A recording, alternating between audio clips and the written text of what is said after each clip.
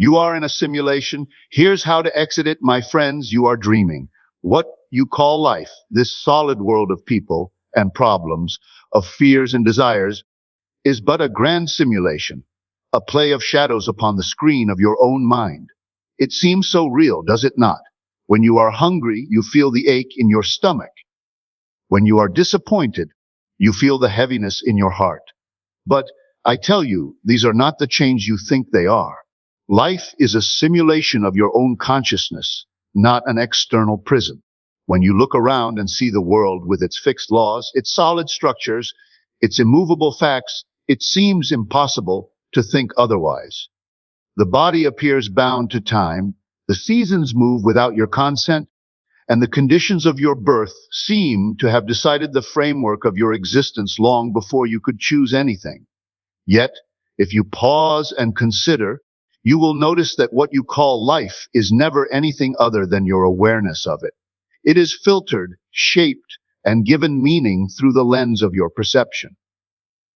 Two people may stand in the same place, under the same sky, confronted with the same event, and yet one is struck with joy while the other with despair. What has changed? Not the event, not the external reality, but the state of consciousness perceiving it. That is the secret. You have been trained to believe in the solidity of matter, in the permanence of circumstances, in the power of the world outside to dictate your inner state. But in truth, the outer is only the echo of the inner. The world is your mirror, faithfully reflecting the assumptions and beliefs you hold about yourself and about life. If you see a hostile world, it is because hostility has been entertained within. If you walk in a world of endless opportunities, it is because abundance and freedom have been assumed as your natural state. This is the simulation you are living in, a play staged by your imagination, projected outward and mistaken for an independent reality. You may call it fate, chance, or destiny, but every so-called accident in life carries the fingerprints of consciousness. Consider how often you anticipate failure and then meet it, or how frequently, when you hold an expectation of joy, circumstances conspire to meet you with it. You do not notice the invisible bridge forming between thought and manifestation because it appears so natural, so ordinary. But once you begin to observe the connection between inner states and outer conditions, the illusion of life as an external prison begins to dissolve.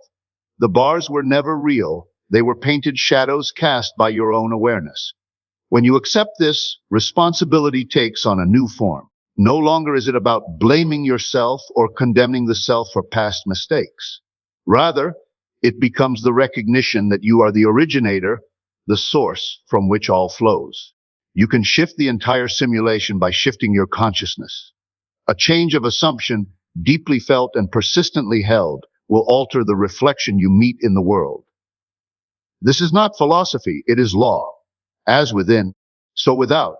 What you assume to be true will harden into fact, because the simulation is structured to yield to consciousness.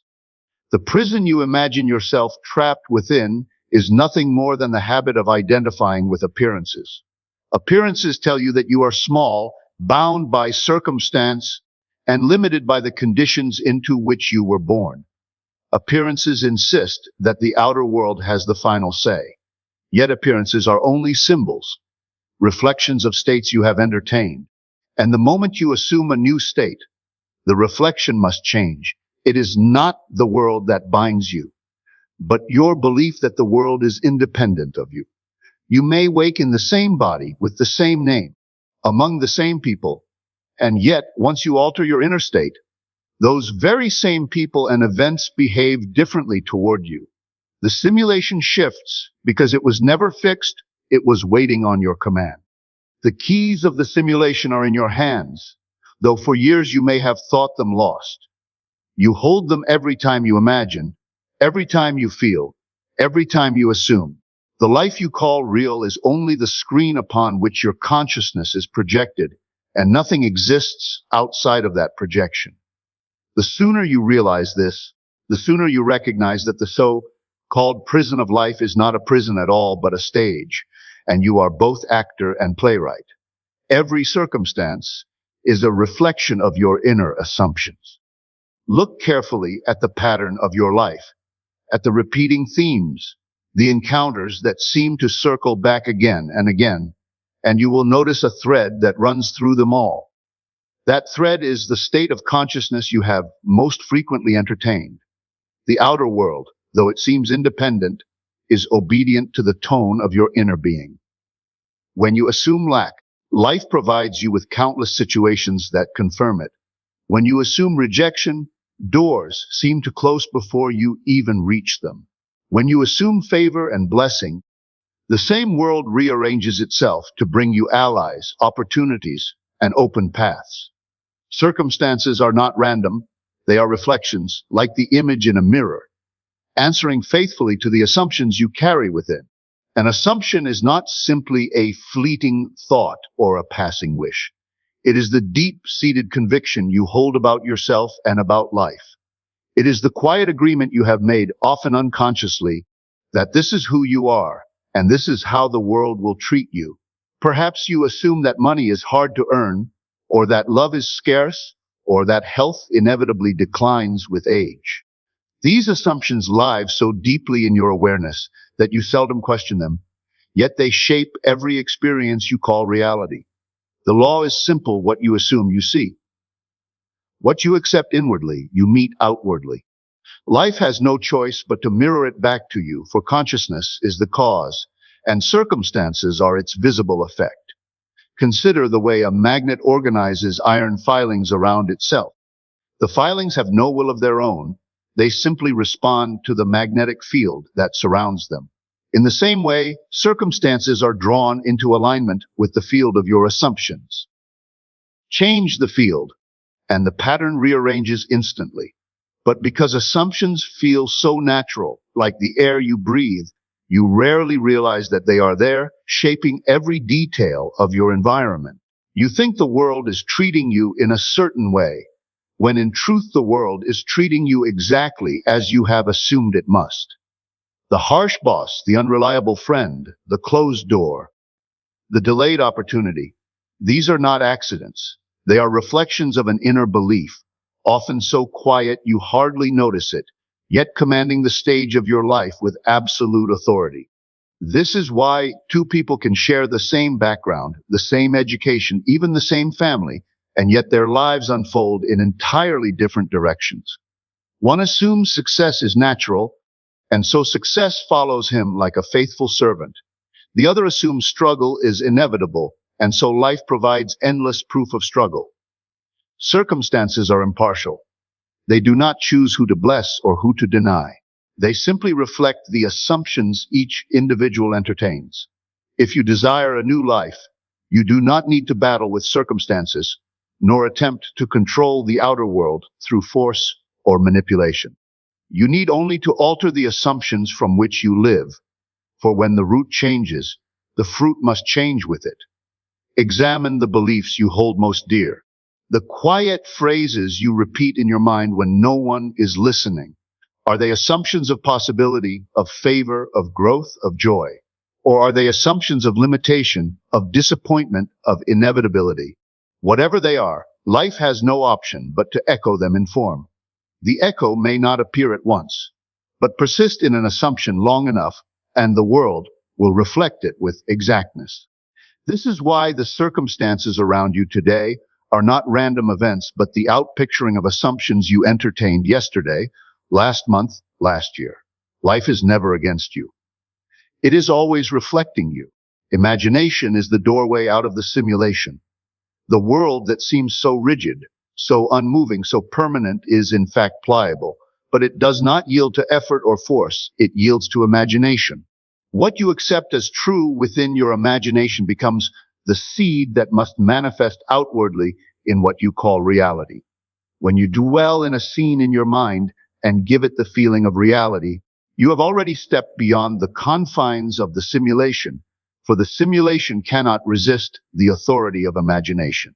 The senses may insist otherwise, appearances may contradict it, but imagination, once accepted and felt as real, reshapes the very stage upon which life unfolds. Imagination is not daydreaming or idle fantasy. It is the creative power clothed in images and feelings.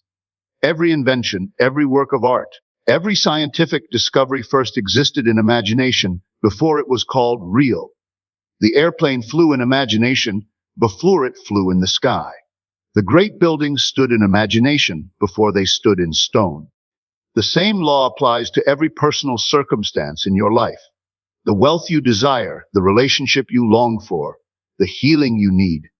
All of it exists first in imagination, waiting for you to enter and inhabit it.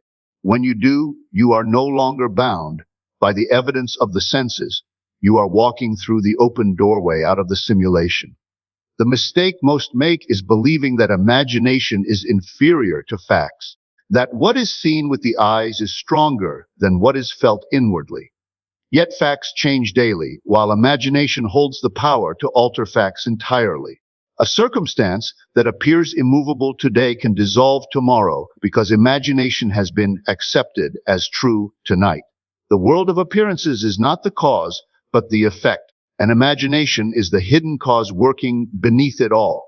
To treat imagination as less real than the senses is to hand your authority over to the simulation itself, forgetting that the simulation only exists to reflect what imagination decrees.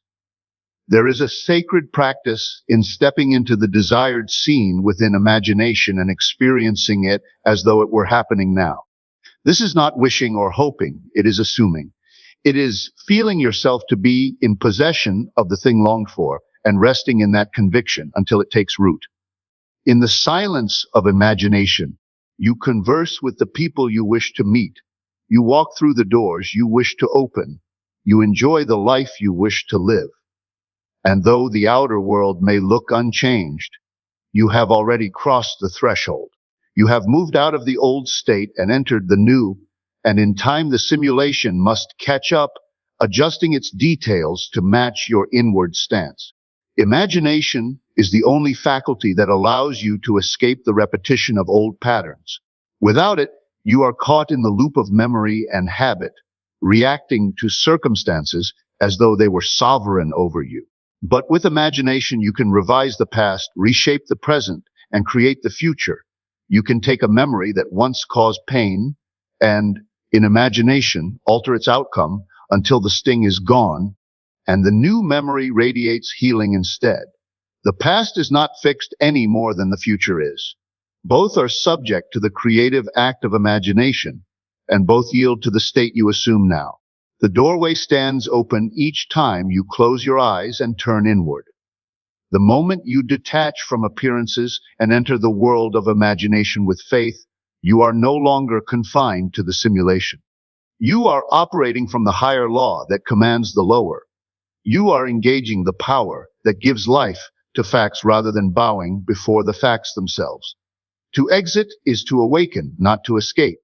Many live under the belief that freedom comes by changing the world outside, by rearranging circumstances, by escaping undesirable conditions.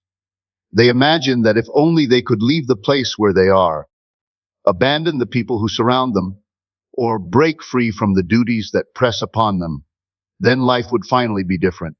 Yet every attempt to run from the outer world proves futile, because wherever they go, they bring themselves. They bring the same assumptions, the same states of consciousness, the same inner conversations, and the same unseen beliefs.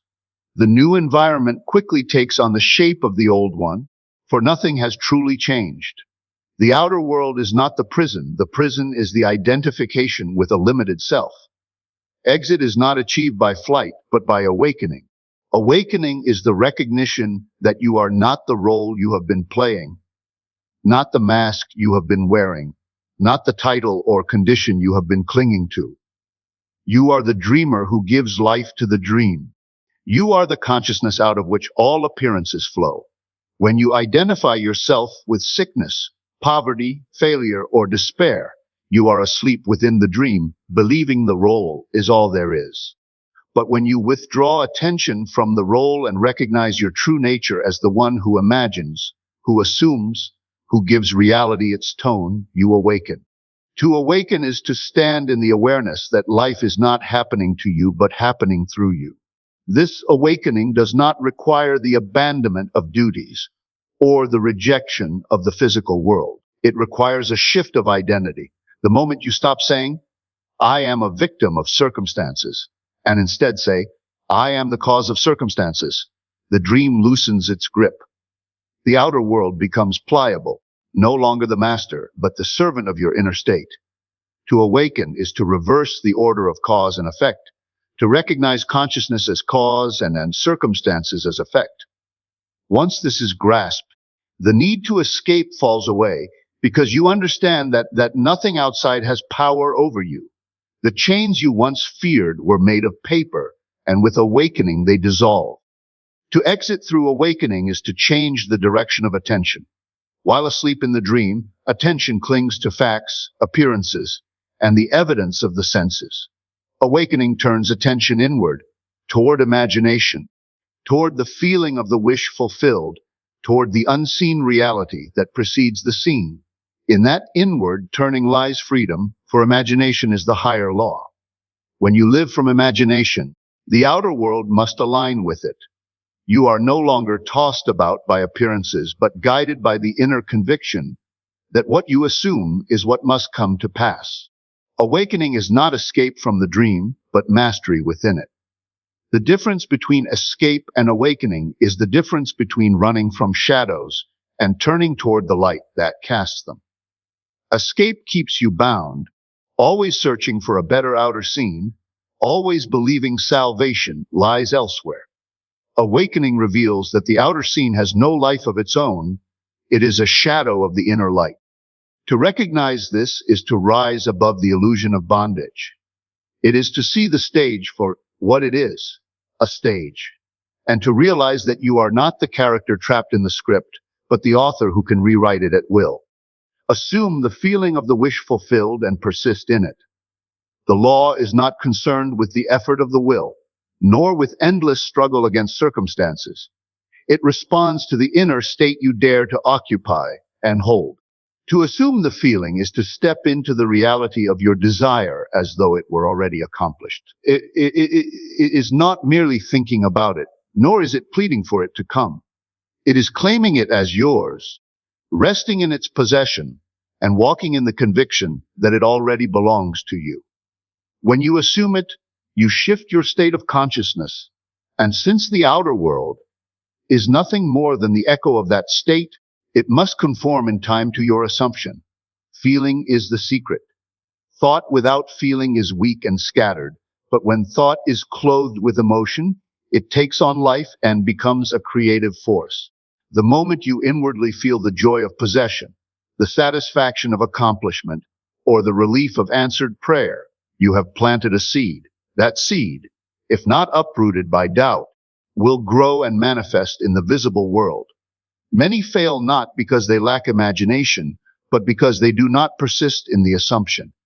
They waver, moving from hope to fear, from conviction to doubt, and so the seed is continually disturbed.